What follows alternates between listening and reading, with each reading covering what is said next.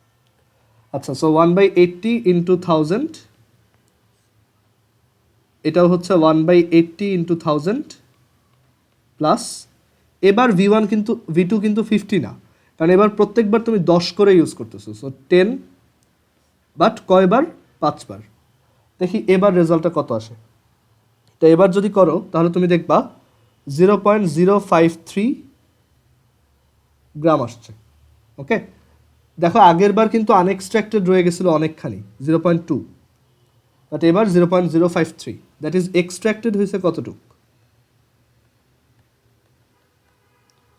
Extracted হয়েছে almost 94 point, মানে 0.94 গ্রাম।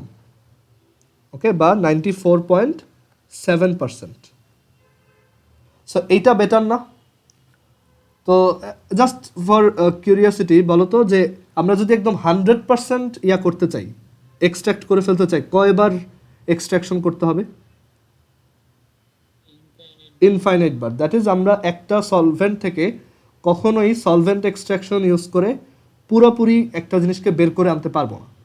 তুমি এটা যত বেশি করবা তত বেটার এক্সট্রাকশন হবে, বাট পুরোটা বের করে আনা পসিবল না।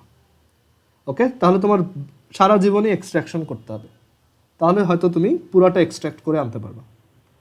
ওকে, আচ্ছা, সো এই হচ্ছে সলভেন্ট এক্সট্রাকশন। এখন এই চ্যাপ্টারটা ওভারঅল কীভাবে পড়বা আমি বলি। চ্যাপ্টারটা হিউজ, এখানে অ্যাকচুয়ালি অনেক কিছু আছে। তো চ্যাপ্টারটা মানে কেমিস্ট্রির যে কোনো চ্যাপ্টারের ক্ষেত্রেই তুমি যদি মানে ম্যাথমেটিক্যাল চ্যাপ্টারগুলো বাদে তোমার হচ্ছে বই খুব ভালো মতো রিডিং পড়তে হবে। যে কোনো একটা বই ভালো মতো রিডিং পড়বা, টাইম পাইলে আরও একটা পড়তে পারো। আর ম্যাথগুলো করবা আমি ক্লাসে যেগুলো করাইছি প্লাস বইতে যেগুলো আছে। আর এই চ্যাপ্টারের লাস্টের দিকে দেখবা আয়ন টেস্ট নামে কয়েকটা জিনিস আছে যেগুলো তোমাদেরকে ল্যাবে শিখাবে, আর ওইগুলো মুখস্থও রাখতে হবে।